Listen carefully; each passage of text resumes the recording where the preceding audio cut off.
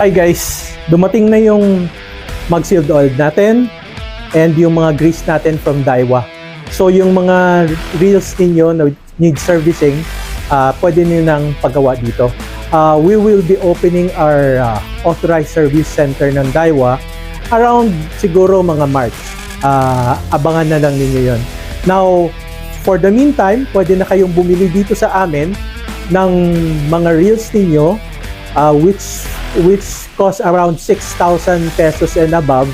Yun po, magkakaroon tayo ng 1-year warranty. Balik, kasama sa warranty is yung 1-year servicing.